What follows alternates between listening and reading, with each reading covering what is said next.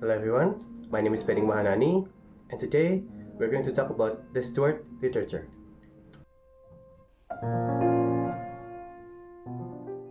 First, we're going to talk about the Stuart century. The Stuart period of British history lasted from 1603 to 1714 during the dynasty of the House of Stuart. The period was plagued by internal and religious strife, and a large-scale civil war which resulted in the execution of King Charles I in 1649. The Interregnum, largely under the control of Oliver Cromwell, is included here for continuity, even though the Stuarts were in exile. The Cromwell regime collapsed and Charles II had very wide support for his taking the throne in 1660.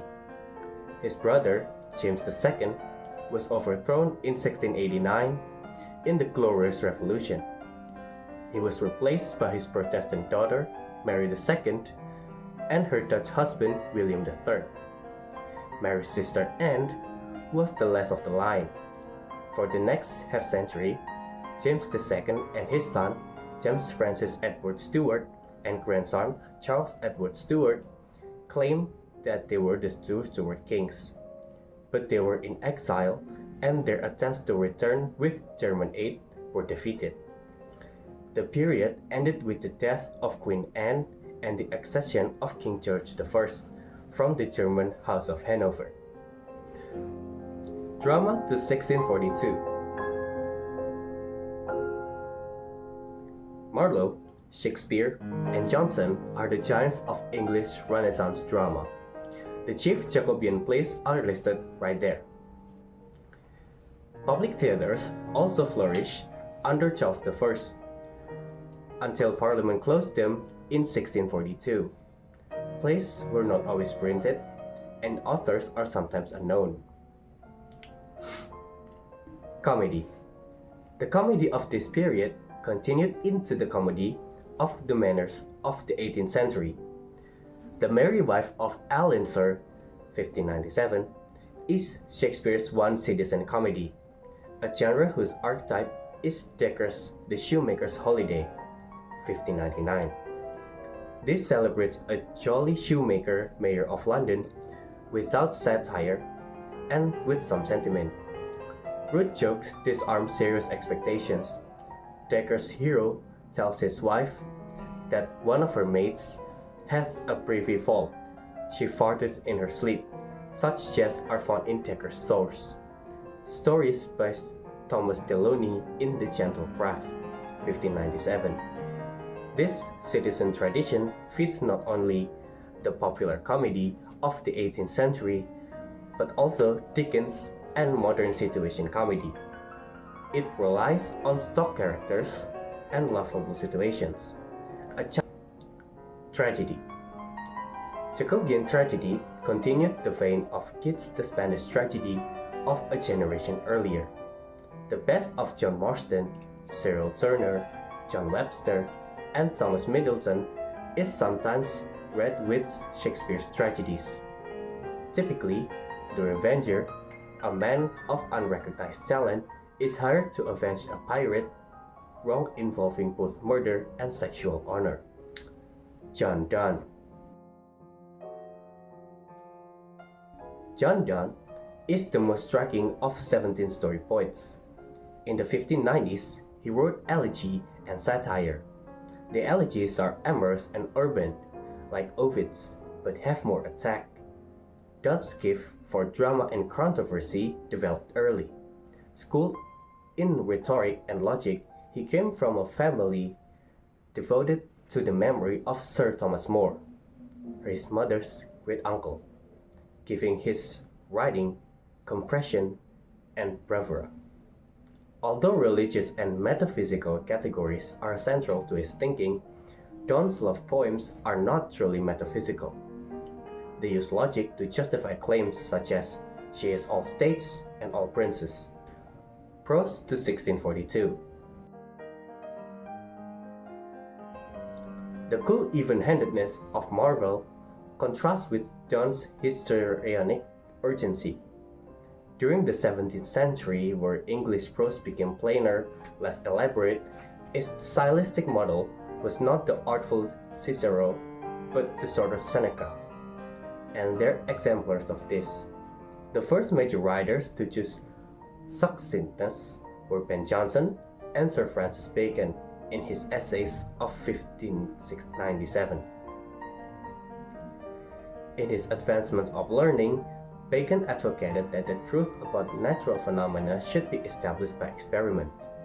This empiricism gained ground in philosophy as well as science.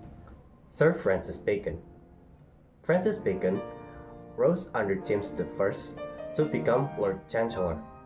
Dismissed in 1621 for corruption, he spelled out his plans for systematizing the pursuit of knowledge, dividing the supernatural truth for a biblical revelation from the truths of nature. Lancelot Andrewes. Andrewes, the chief Anglican writer after Donne, followed Richard Hooker in finding the church via media, a middle way between Rome and Geneva, holding both the apostolic succession of the Catholic Church and the doctrines of Reform. The doctrine of the Elizabethan Church was Swiss, not Roman, but Hooker steered the national church to the center of the stream. The acceptance of the via media is clear in George Herbert's 1620s poem, The British Church. Robert Burton. Robert Burton, an Oxford done in age of accumulating specialist knowledge, confessed that he had read many books, but to little purpose. For want of a good method, Burton was a collector, self-deprecating and skeptical, fond of Latin authority, opinion or argument, unsure whether it's worth sticking to the point. He was liked by Sterne and Lamb, connoisseurs of anticlimax, and appeals to lovers of strange and the quaint. My name is Bimasakti and the next section is Poetry to Milton. Ben Jonson. Jonson, professional poet as well as playwright, his clarity, edge, and economy lie behind the wit of Andrew Marvell, the polish of Alexander Pope, and the wake of Samuel Johnson. Jonson's work begin with "To the reader, pray thee take care that tasks my book in hand, or to read it well." That is, to understand, Jonson's natural ferocity was balanced and ground to a point by a lifetime's reading, which transmuted classical phrase, lines, and a whole poem into English literature. He imitated especially on the caustic and lyric epigrams of the Roman poets Catullus, Horace, and Martial. Jonson's verse is a social, directed at a person, a topic, and occasion. The next, metaphysical poets. Dr. Johnson identified a race of poets between Donne and Cowley, known as the metaphysical poets. Dryden had said that Donne affected the metaphysics and his love poems, perplexing the fair sex with nice speculation of philosophy. Johnson objected to the relentless ingenuity of Donne's comparisons. Next section, devotional poets. Between the crisis which began James' reign and ended his son's, George Herbert, 1593 until 1633, wrote devotional verse. The poem of the country priest have made him an official saint of Anglicanism, an individual recognized for their exemplary life of holiness and faith. Herbert's poems are homely in imagery and simple in language, and often about the church. His volume is called The Temple. Herbert's simple faith was not simple-minded. Renaissance Christianity did not lack mind or drama. Herbert, formerly public orator of Cambridge University, spoke on fluent Latin. The next one, Cavalier poets. Cavalier poet, any of a group of an English gentleman poets called Cavaliers, because of their loyalty to Charles I during the English Civil Wars.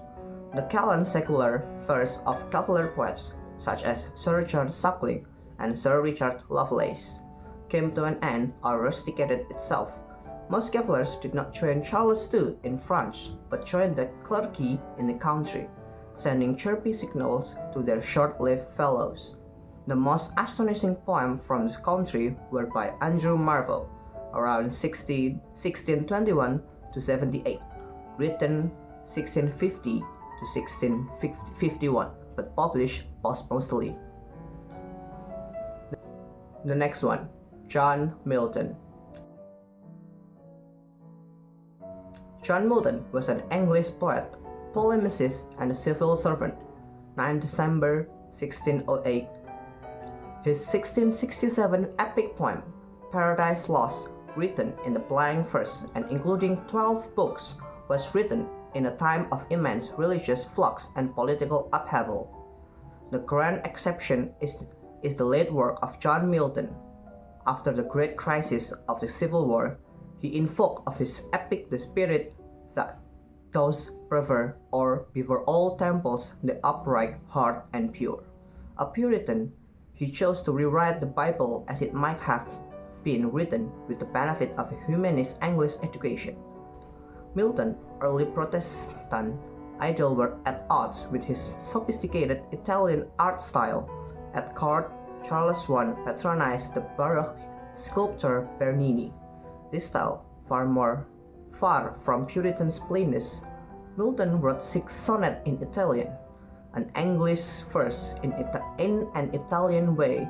This embrace was strained in the 1630s as England's cultural consensus came apart.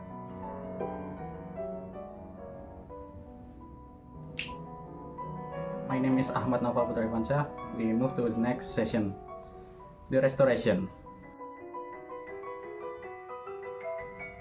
The restored monarchy inaugurated the new temper and a cultural style which lasted although things sobered under King William. Congreve, The Way of the World in 1700 is still a restoration comedy. Charles II returns gave literature changes it had not had for 18 years. The theatres opened determined to reject Puritan urn. The Earl of Rochester.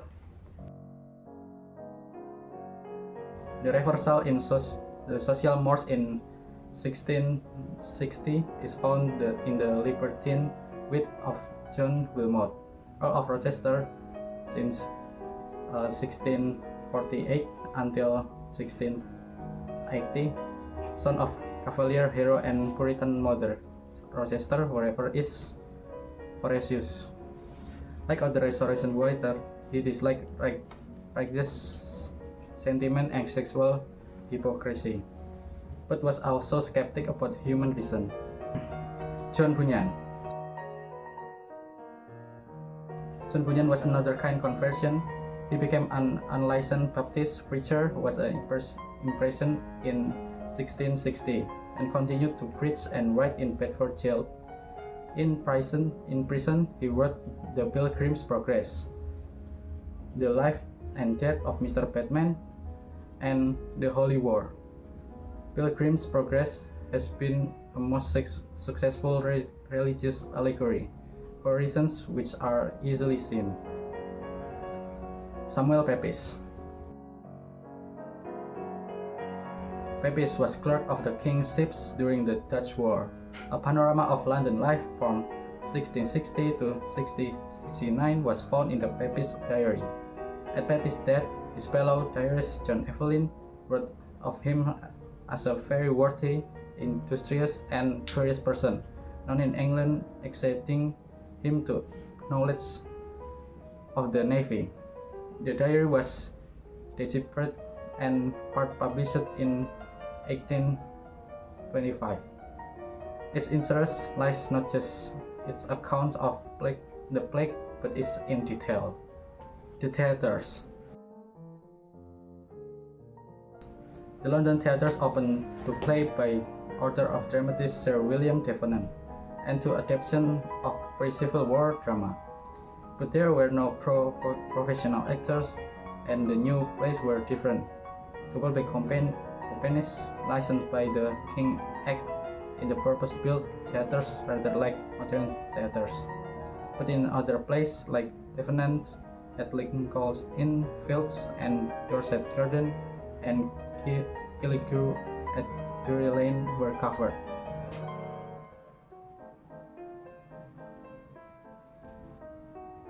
My name is Ahmad Bafaqih, and the next section is Restoration Comedy.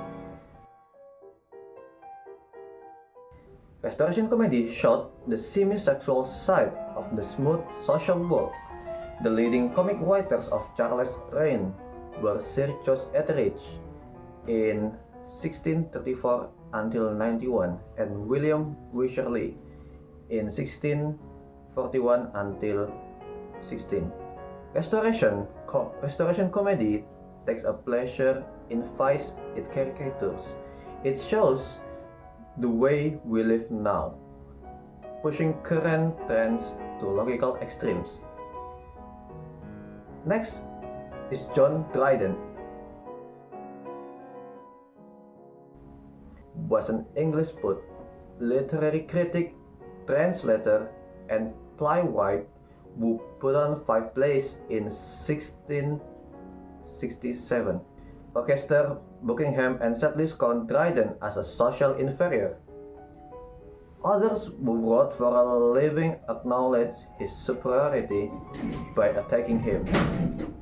Dryden turned to satire and then to translation. He stuck to his faith in William III's reign, a time of anti-Catholicism, to the material disadvantage of self and family. Dryden's faith went from Puritan to Catholic. His style went from metaphysical to baroque to something clearer. The next is John Locke.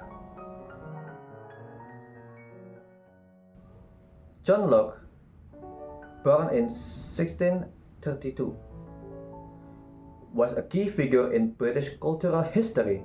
An Oxford academic, he became a physician to Lord Shaftesbury, moved to Holland in the Monmouth crisis, and returned with William of Orange.